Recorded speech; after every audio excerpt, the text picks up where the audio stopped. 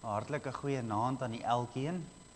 So 'n wonderlike voorreg om weer hier te wees. Nou groet die elkeen in die wonderlike naam van ons Here Jesus Christus, ons koning en ons verlosser, soos wat ons almal getuig. En dis werklik 'n voorreg om so deur die helfte van die Pinksterreeks, soos Dominee Dani nou sê, besef mens dat die tyd net so vinnig verbygaan en dat 'n week wat voel soos lank weg van die huis af, eintlik maar net 'n oogwink is in dit. En soos wat die Here ook sê, 'n dag is vir hom soos 1000 jaar, of weet ek het nou verkeerd. 1000 jaar is vir hom soos 'n dag. Daar is glad nie tyd by hom nie. Dis waarop dit wil neerkom. Daar is glad nie tyd by hom nie. En ek is seker dat hy ook in opgewondenheid wag saam met ons en die skepping om dat Jesus gaan terugkom aarde toe en dat hy gaan kom regeer vir 1000 jaar lank. Nou vriende, kom ons sit dan net so en dan bid ons saam. Ons groote God, almagtige Hemelse Vader, Seun en Heilige Gees, Here, waardig is U om die boek te neem en die seels daarvan oop te maak. Here, wanneer ons daar by die gedeelte uitkom in Openbaring, dan besef mens net werklik dat daar is geen soos U nie. En dat U die groote God, die koning, skepper van die heelal en die aarde, alles daarbey binne-in is. En Here, dat U alles so beheer. U hou die wêreld vas in U hande. En Here, wat en hoe klein is die mens dat U 'n bemoeienis met ons maak. Here, dat U ag gee op ons. So sê ons dankie, Here, vir U dat U ons weer opgewek het om hier by U huis bymekaar te kan kom. Dagse werk wat agter die rug is, mense wat skool gegee het, kinders wat skool gegaan het. Dink aan die wat eksamen geskryf het vandag. Here, U weet wat elkeen hulle tyd in spandeer het vandag en U weet of dit tot eer en verheerliking van U naam was of nie. Here, dit is so lekker om 'n week af te skop met 'n reeks uit U woord uit, die hele week wat ons kan hê om saam uit U woord uit te kan hoor. En so wil ek vra, Here, dat U asseblief vanaand U woord sal vasslaan in elke hart, dat U van sitplek tot sitplek sal beweeg. Here, dat U teenwoordig sal wees en dat U ons naby sal wees. Here, wees saam met ons. Laat die woorde van my mond en die oordeenking van my hart welbehaaglik wees voor U aangesig. O Here, my rots, my verlosser. Amen. Ek wil U nooi om saam met my die woord van die Here oop te maak, dan by Kolossense. Ons gaan saam lees Kolossense 2 vanaand. Kolossense 2 vanaf vers 1 tot en met 23. So ek dink U sal seker nou al by die tyd agtergekom het dat ons so stelselmatig deur Kolossense gaan werk. Ons het gister stil gestaan by Kolossense 1. Vanaand Kolossense 2. Môre is dit Kolossense 3. En dan gaan ons so 'n stukkie Woensdag by Kolossense 4 hanteer en dan Sondagoggend spring ons weer na Kolossense 1 toe. Dan begin ons alles weer van voor af. Nee, ek spot sommer. Daar's 'n wonderlike boodskap ook in Kolossense 1 wat spesifiek handel oor dit wat op Pinksterdag gebeur het. So Kolossense 2 vanaf vers 1 tot en met vers 23.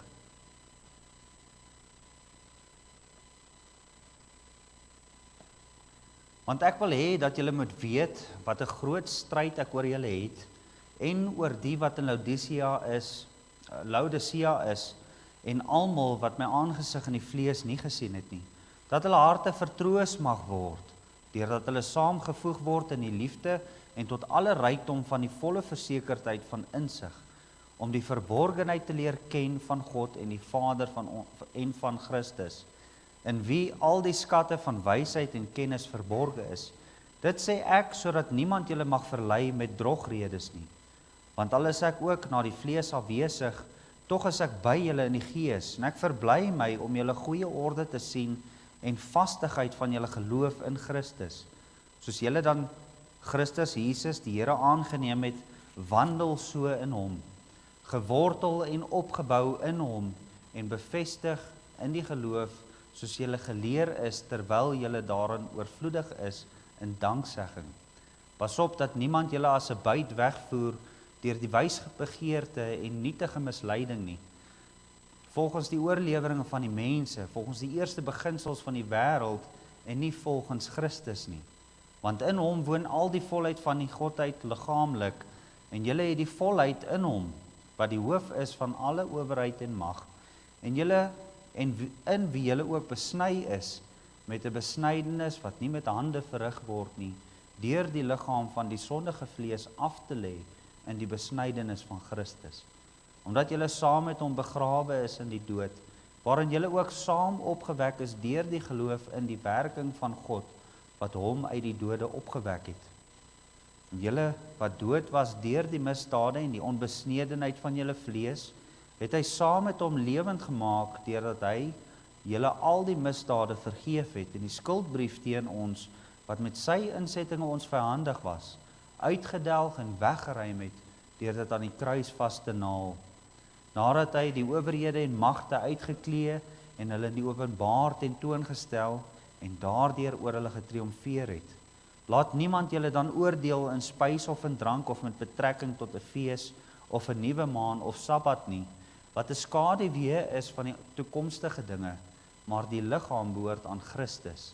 Laat niemand julle van julle prys beroof nie, al sou hy behaag hê in nederigheid en verering van die engele en indring in wat hy nie gesien het nie, en sonder oorsaak opgeblaas wees deur sy vleeslike gesindheid, en nie vashou aan die hoof nie, uit wie die hele liggaam deur die gewrigte en verbindening ondersteuning ontvang en saamgebind word en so met goddelike groei groot word. As julle dan saam met Christus die eerste beginsels van die wêreld afgesterf het, waarom is julle asof julle nog in die wêreld lewe, onderworpe aan insettinge, soos raak nie, smaak nie, roer nie aan nie. Almal dinge wat deur die gebruik bestem is om te vergaan, volgens die gebooie en leringe van mense, wat alhoewel dit 'n skyn van wysheid het, in eie sinnige godsdiens en nederigheid en in gestrengheid teen die liggaam, geen waarde het nie, maar strek tot versadiging van die vlees. Net tot sover uit die onfeilbare woord van die Here. Maar met die reeks wat ons gister afgeskop het ons begin met hierdie oorhoofse tema van 'n opgewekte lewe in Christus. En dit is duidelik dat ons dit sien in die eerste vers van die 3de hoofstuk, as julle dan saam met Christus opgewek is. En ons het hierdie eerste 2 gedeeltes hanteer gister, dat 'n opgewekte lewe in Christus erken hom vir wie hy werklik is. En daarom staan ons dan stil vanaand by Kolossense 2 met die tema opgewekte lewe in Christus se wandel op aarde. 'n Opgewekte lewe in Christus se wandel op aarde. En dit is dan die tema van vanaand se boodskap. En met hierdie tema sien ons in vers 6 van Kolossense 2, soos julle dan saam met Christus, soos julle dan Christus Jesus die Here aangeneem het, wandel so in hom. En dit is dan die tema van vanaand. Net as hy. Nou, ons het stil gestaan met die hoofgedagte waarmee Paulus die brief aan die gemeente van Kolossense begin, dat dit wie Jesus is, dat hy herken sal word vir wie hy werklik is. En Paulus het by hierdie stil gestaan en hy het sy brief so begin om die volheid van Christus aan die gemeente bekend te maak, sodat hulle hom dan sal glo, dat hulle hom sal aanneem in sy volheid, sodat hulle kan erken wie hy werklik is. En vanaand is daar so 'n bietjie van 'n draai, maar ons is nog steeds in die dogmatiese deel van die boek in die eerste 2 hoofstukke, waar daar leerstellings is, waaraan ons as kinders van die Here kan vashou, wat ons leer uit die woord uit. Dit is nog nie so prakties soos wat die volgende 2 boodskappe sal wees nie, maar ons kom wel daar. Daar is reeds hierdie draai. Nou, Paulus kom brei verder uit wat die opgewekte in Christus moet wees. En hy sê dat daar 'n aardse wandel moet wees wat pas by hom, dat in hom die aarde bewandel moet word. En dit is 'n wandel wat spesifiek op Jesus gerig is. Met die oë gefestig op hom, moet hierdie wandel dan voortgaan op hierdie tydelike lewe hier op aarde. Paulus skryf in 2 Korintiërs 5 vers 7, want ons wandel deur die geloof en nie deur aanskouing nie. En verder skryf hy aan die gemeente van Filippense in Filippense 1 vers 27, alleenlik gedra julle waardig die evangelie van Christus. Dit is 'n wandel op aarde wat moet pas by iemand wat die evangelie gehoor het. Wat moet pas by iemand wat die evangelie hulle eie gemaak het, wat dit aangeneem het. En daarom moet die wandel aanpas by dit. Dit moet uitbeeld 'n persoon wat Christus ken en wat deur Christus geken word. En hierdie wandel in hierdie wandel wat Paulus dan gebruik, beteken om 'n lewe te leef wat God welbehaaglik is. Om die gedrag en die manier van dinge doen, om hom te promoveer, om hom te eer daardeur. Dat die wandel sal saamstem met iemand wat opgewek is in Christus.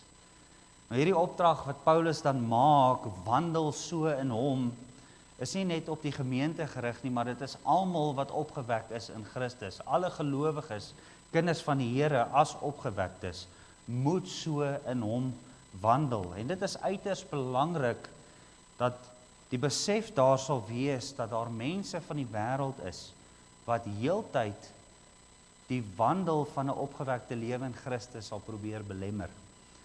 Hulle sal die Christen dophou. Hulle kyk met baie fyn oë en hulle wag totdat die Christen in 'n struik sal trap, totdat die kind van die Here in 'n struik sal trap. Hulle wag vir die opgewekte om te val, sodat hulle die naam van God kan afskiet. En hoe baie mense is daar buite, mense wat u dalk self ken, wat vinnig is om vingers te wys wanneer 'n kind van die Here bietjie sy stap, wanneer 'n kind van die Here net bietjie vastrap. Hoe maklik is dit vir ons as kinders van die Here om te struikel in al die versoekings wat die wêreld daar plaas. Die opgewekte lewe in Christus het 'n baie groot teiken op hulle rug geverf. Dit is 'n groot ronde kol, dit is 'n bullseye. En elke een wat in die wêreld is, probeer hierdie teiken raak skiet. Maar die aanvalle kom dan uit die wêreld.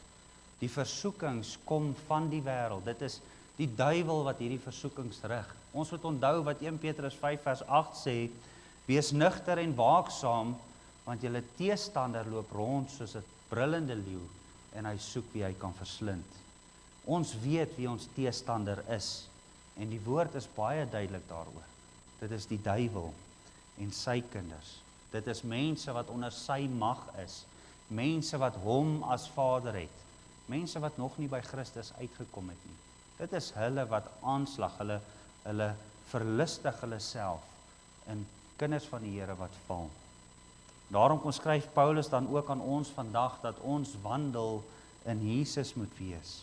Maar die wonderlike ding wat hy kom uitbeeld in hierdie gedeelte is, hoe kom ons by daardie wandel uit? Hy kom wys vir ons hoe ons moet wandel, sodat ons vas kan staan, sodat ons lewenswandel in Christus werklik 'n lig kan wees vir die wat daar buite is. Dat dit werklik so kan wees dat ons 'n sout vir die aarde kan wees. En dit is wat hy vir ons beskryf. En so gaan ons dan vanaand kyk na 4 kort gedagtes eintlik wat uit hierdie gedeelte uitkom, sodat ons kan wandel soos wat ons veronderstel is om te wandel. En so gaan ons dan kyk hoe ons in Jesus moet wandel, en die wyse waarop iemand wat die waarheid van die evangelie in hulle harte het, hoe hulle dan wandel. En dit bring ons dan by die eerste gedagte, 'n opgewekte lewe in Christus se wandel op aarde moet in hom geanker wees. Kolossense 2 vers 7 wat sê, gewortel en opgebou in hom en bevestig in die geloof. Nou hierdie gedagte van 'n aardse wandel is die eerste manier hoe Paulus kom skryf hoe 'n mens moet wandel. Met ander woorde, of hy sê dat die wandel so geloof sterk moet wees, dat dit vasgeanker moet wees in die kind van die Here. Met ander woorde, die fondasie wat daar gelê is, moet 'n mens kan op vertrou. Dat die fondasie wat daar gelê is, dat dit sterk is sodat daar opgebou kan word. Hy sê dat 'n mens gewortel moet wees in die geloof, sodat daar geen rukwind kan kom, stormweer kan kom, wat die plant dan uitruk nie, wat die wortel sal losmaak nie. En dit is die beginpunt van 'n goeie aardse wandel.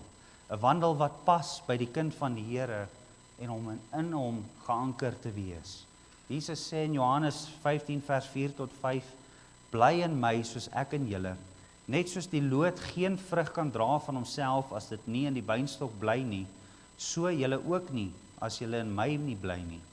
Ek is die wynstok, julle die lote, wie in my bly en ek in hom, hy dra veel vrug, want sonder my kan julle niks doen nie. Nou die opgewekte lewe in Christus moet gewortel in hom wees. 1 Korintiërs 3 skryf Paulus aan die gemeente dat daar 'n fondament gelê is. En hierdie fondament is niks of niemand anders as Jesus Christus nie. En dan verder skryf hy dat jy moet pas op hoe jy op hierdie fondament bou. Maar die fondament wat daar is, moet Christus wees en niks of niemand anders nie.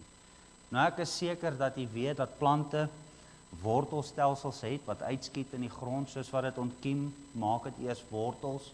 En dit is dat die nutriënte van die aarde, die water in die aarde, opgetrek kan word. Die belangrike stowwe wat 'n plant nodig het om te groei, dat dit opgetrek word, sodat die plant kan groei.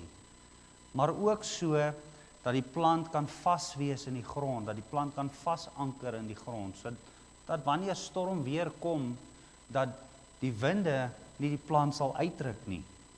Nou 'n wandel op aarde wat reg is voor die Here, is om u geloof in hom vas te anker. Soos hierdie wortelstelsels wat uitgeskiet word, soos die bome en die plante wat hulle in die grond vasanker. Die geloof moet bevestig word en daarop moet dan gebou kan word en daar moet vasgeslaan op word. Efesiërs 4 vers 14 wat sê, sodat ons nie meer kinders sou wees nie wat soos golwe geslinger en heen en weer gedryf word deur elke wind van lering, deur die bedriegery van die mense, deur sleeheid om listiglik tot dwaling te bring. Nou om vasgeanker te wees in ons geloof in hom, is om die fondasie wat daar gelê is, ten volle te vertrou. So te vertrou dat ek bereid is om bo op hierdie fondasie te bou. Met die wete, die vaste hoop, dat hierdie fondasie gaan bly staan en dat niks of niemand my daaruit sal ruk nie. Tannie Mandy Prinsloo, Dominee Heerg se vrou, werk in die kantoor by die kweekskool. En as student in haar kantoor inloop, dan sal sy gedurig sê, maak seker dat jou roeping vas is. Maak seker dat die beloftes wat die Here vir jou gee, die verse wat die Here vir jou gee om jou te roep, laat dit vas is. En dit is, wat sy daarmee bedoel, is juist dit, dat ons sal vasmaak dit waarmee die Here ons geroep het. Dominee Dani sal kan getuig van omstandighede, dwaalleringe, waar ek wil amper sê die aanvalle wat daar is van medestudente, van omstandighede, dat as daardie roeping nie vas is nie, sal daar geen nut wees om by die kweekskool te wees nie. Daar sal geen doel wees om by die kweekskool te wees nie. Dit is as geroepene van God. Maar dit is presies dieselfde met elke kind van die Here. Elke kind van die Here is geroep vir 'n spesifieke taak. Maar as daar nie vasgeanker word in Christus nie, as daar nie vastigheid is in Christus nie, is dit maklik, dan kom daar van die kant af 'n rukpunt en hy ruk uit, sodat 'n mens nie meer diensbaar vir Christus kan wees nie. En die uitdagings gaan kom. Die dwaallering wat daar buite is op die voorstoep. Die omstandighede in ons land raak net erger. Dit word nie beter nie. En al wat die kind van die Here se wandel op aarde dan kan vashou, op koers hou, is juis die anker, die vastigheid wat daar is in die Here. En dit is 'n vaste geloof in hom, wat die lewende hoop vir ons bied. Nou die volgende gedagte wat Paulus kom uitwys oor hoe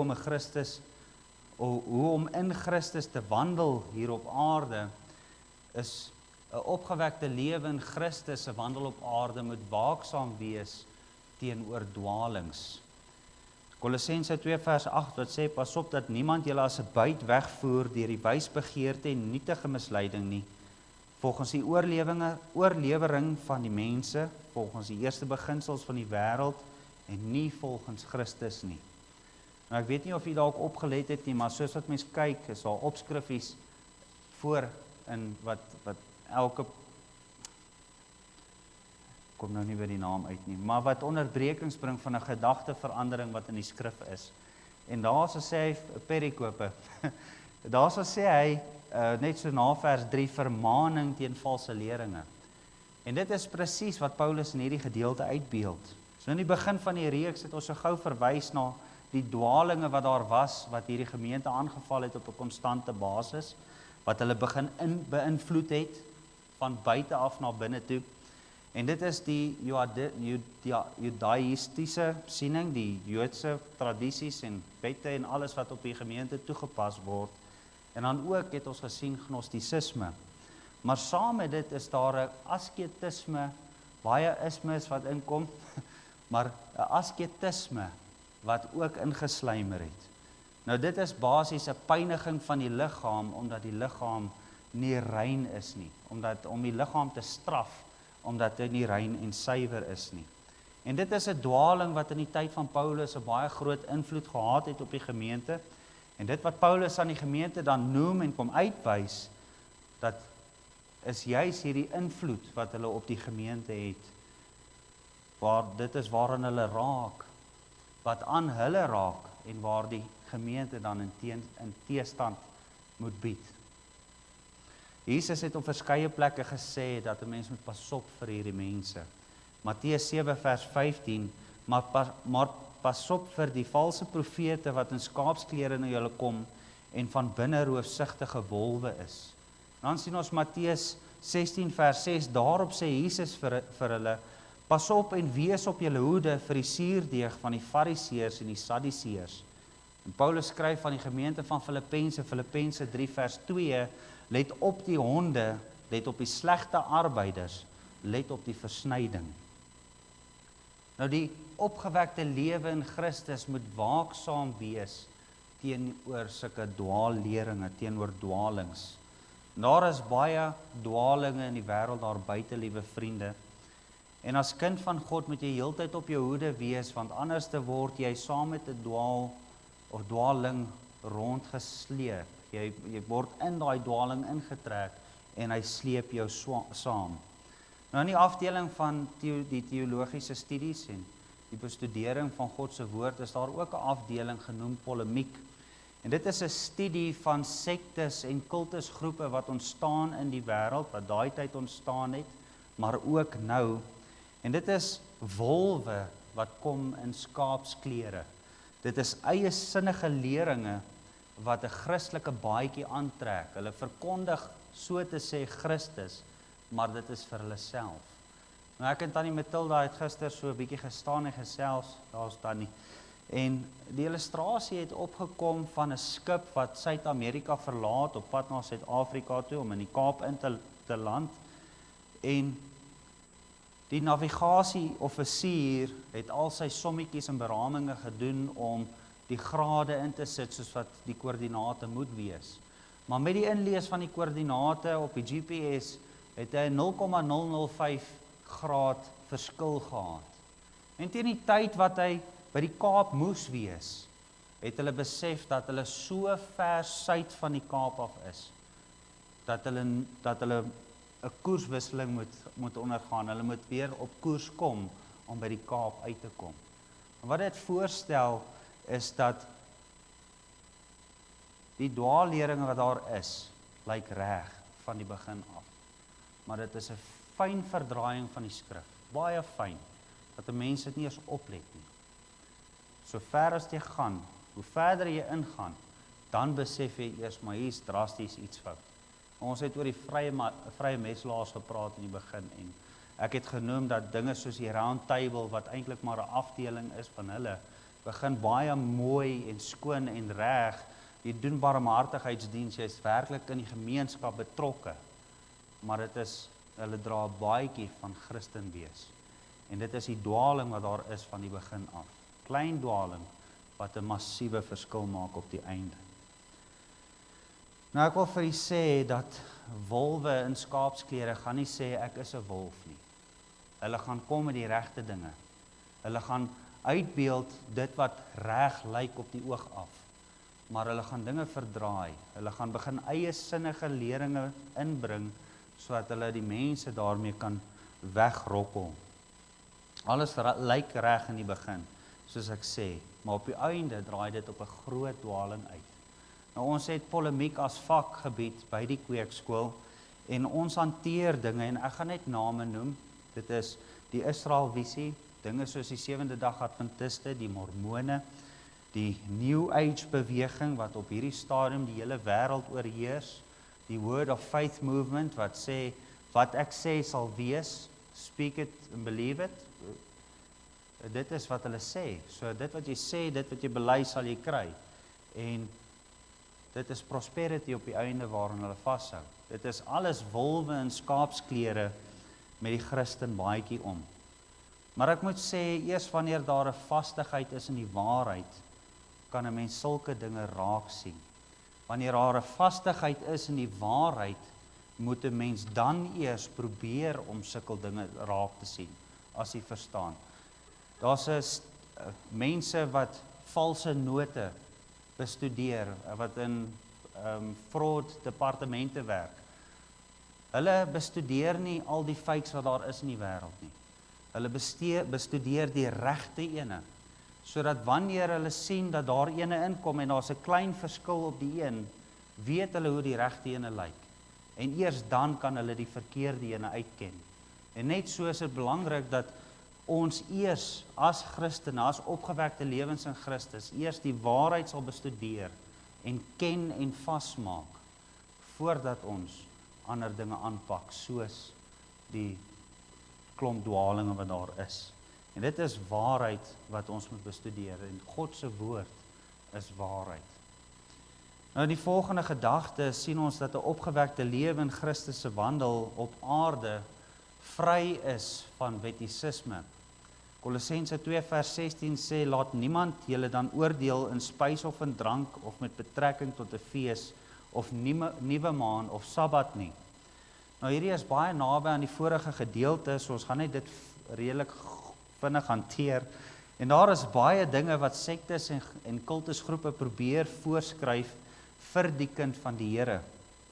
En indien dit nie dan so direk of spesifiek nagevolg sou word nie, sal daar 'n bestraffing wees omdat 'n mens dit nie navolg nie. Nou wettisisme is 'n klomp moeds in die geloof. Jy mag net so en so eet. Jy moet een keer in jou leeftyd by daardie geloofsentrum tyd spandeer of daarby uitkom. Jy moet altyd in die rigting van Jerusalem bid. Jy moet soveel keer per dag bid en 'n sekere gebed bid. Jy moet. En dit is 'n houvas op die lewe van 'n gelowige wat nie so moet wees nie. Dit is juis dit wat die judaïstiese invloed op die gemeente was. Hulle het gesê, jy moet dit. Dit is 'n gebondenheid, dit is 'n tronk, dit is 'n vashou, wat juis nie dit is wat Christus kom doen het nie.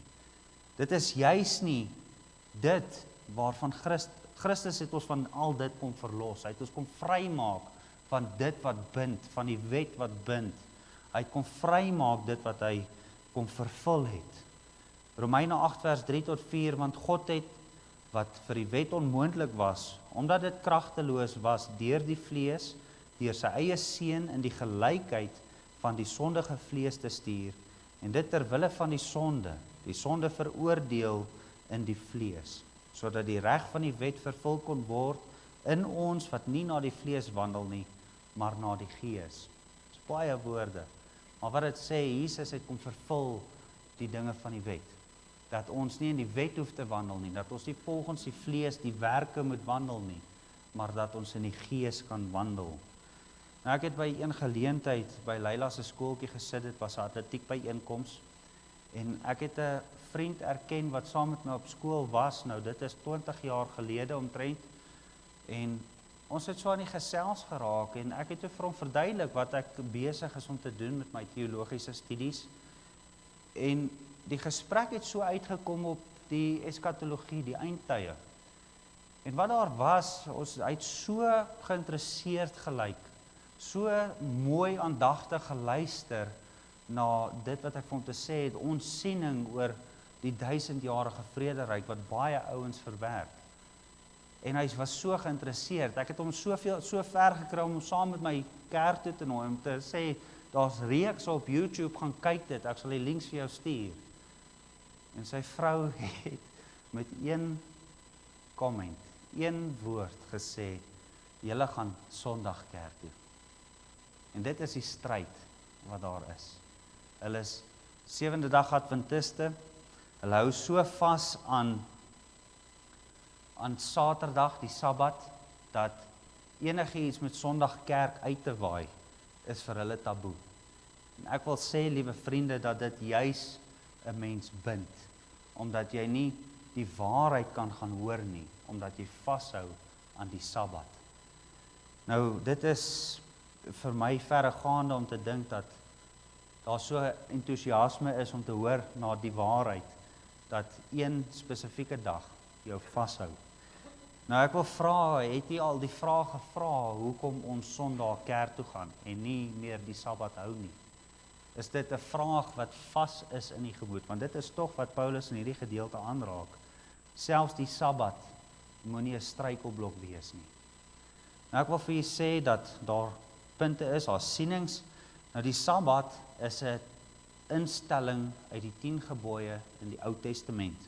En dit word nêrens in die Nuwe Testament bevestig nie. Die vroeë kerk het op die opstandingsdag bymekaar gekom om te aanbid. Hulle die eerste dag van die week bymekaar gekom. Die eerste dag van die week is 'n Sondag. Johannes 20 vers 1, en op die eerste dag van die week kom Maria Magdalena vroeg, terwyl dit nog donker was, by die graf en sien dat die steen van die graf weggeneem was. Die opstandingsdag, eerste dag van die week. Handelinge 20 vers 7, en op die eerste dag van die week toe die disippels vergader het om brood te breek. Dit is die dag wanneer hulle bymekaar gekom het. Op die eerste dag van die week, op die Sondag. Nou die wette wat gegee was 'n skadubeeld van dit wat sou kom, van Jesus wat sou kom. Jesus het dit alles kom vervul. Ons as kinders van die Here het die vryheid in hom en ons moet dit erken. Ons word nie vasgebind deur insettinge nie. Ons word nie vasgebind deur die voorskrifte uit die uit Levitikus uit nie. Ons word nie vasgebind aan sekere dinge nie. Jesus het self vir ons die wet kom bevestig. Hy het vir ons die wet gegee in Matteus 22 vers 34 tot 40. Die samevatting van die wet. Jy moet die Here jou God lief hê met jou hele hart, jou hele siel en jou hele verstand. Dit is die eerste gebod. En die een wat hiermee gelyk staan, jy moet jou naaste lief hê soos jouself. En dit is wat Jesus kom vervul het. Hy het vir ons kom wys dat hierdie wette nog steeds daar is. Die gebooie is op ons harte geskryf as opgewekte lewe in Christus. Maar dit wat hy kom vervul het, is nie veronderstel om vir ons as kinders van die Here 'n struikelblok te wees nie.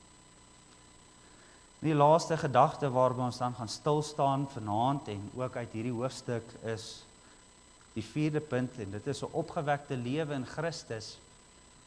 Ekskuus, hy het nou so 'n bietjie afgesny daaronder, maar dit is 'n opgewekte lewe in Christus se wandel op aarde het die beloning in sig. Kolossense 2 vers 18, laat niemand julle van jul prys beroof nie.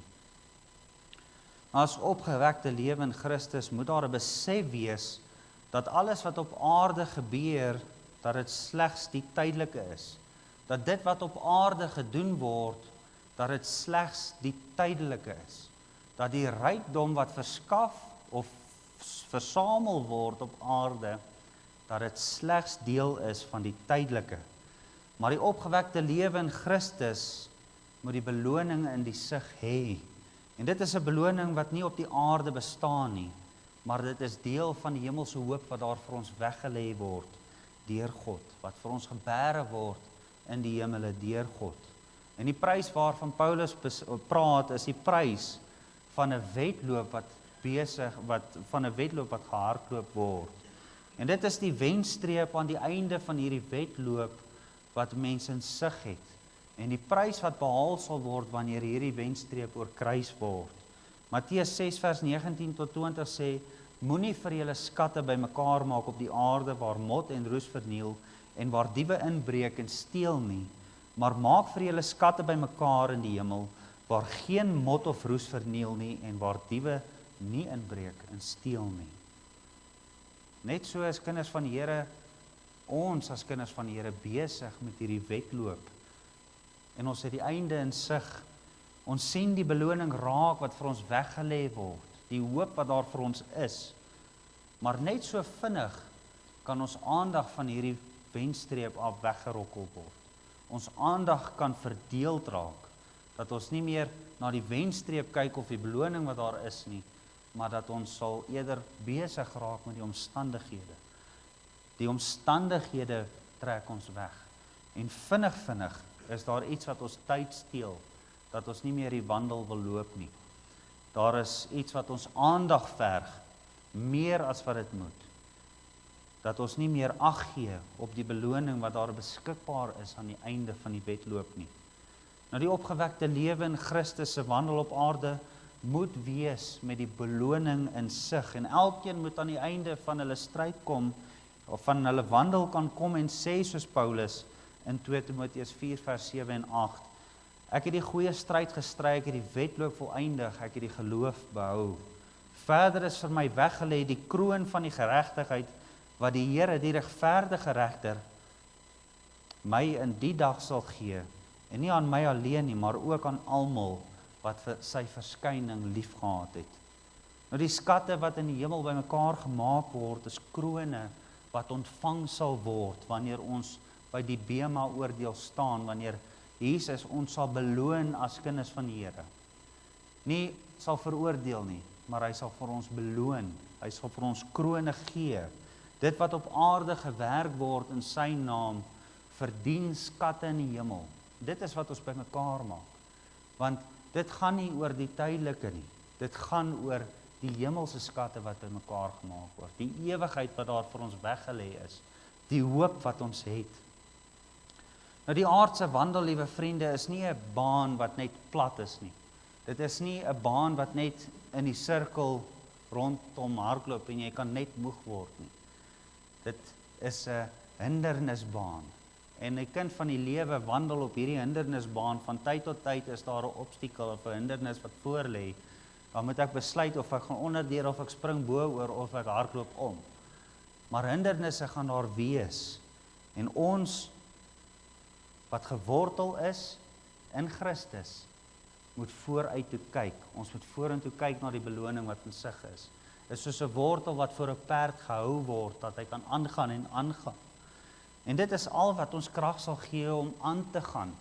Christus wat ons krag gee, hy wat ons beloning op die einde is, waar ons skatte vir hom voor sy voete gaan neerlê en sê, heilig, heilig, heilig is die Here van die leerskare. Dit is die beloning wat daar in sig is.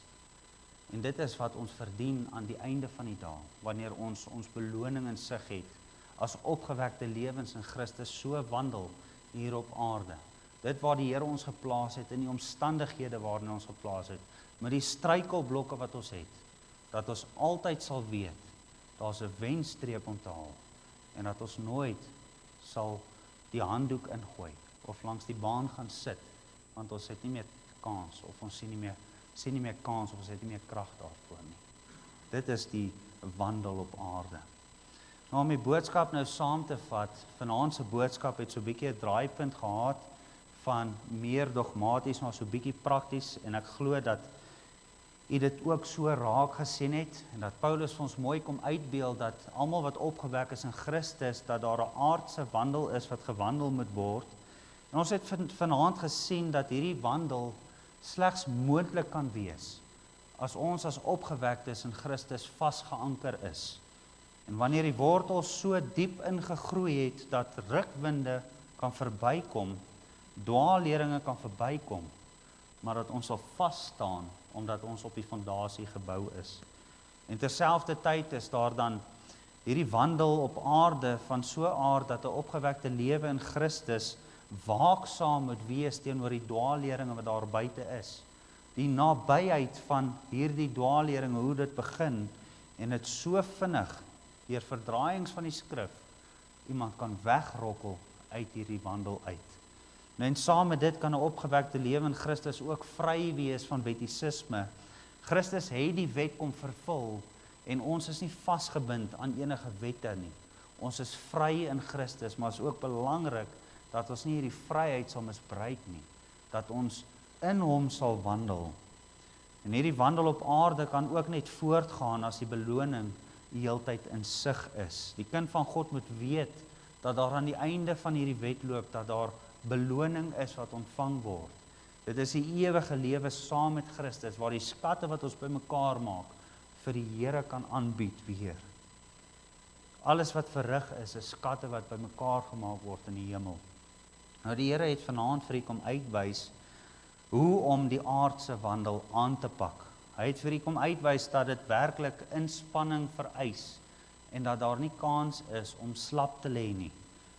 Dat u self moet opskerp en vas staan in die geloof, om nie deur golwe rondgeslinger te word nie, om te weet wat daar buite aangaan en hoe mense mislei word. Maar hy het ook kom wys dat u kan vry wees in hom, sodat u nie vasgehou word aan gebruike nie, sodat u nie vashou aan wettisisme nie, maar dat u in hom vry kan wees. En die Here wil hê dat u wandel op so 'n wyse sal wees wat 'n voorbeeld sal stel vir ander, sodat sy lig verder in die duisternis, in die duister wêreld kan skyn.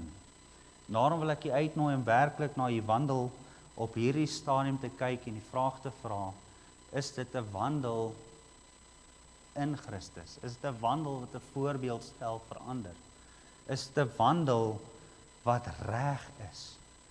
En as u daarby uitkom dat hierdie wandel nie reg is op hierdie stadium nie, kan u op die Here vertrou en op hom staat maak, dat hy die regte pad sal wys, om hierdie wandel te stap in hom, om die lewe voort te sit in hom, en vasgeanker in hom, omdat hy die fondament van alles is. Hy is die instaatsteller. Filippense 4 vers 13 sê, ek is tot alles in staat, deur Christus wat my krag gee. Amen.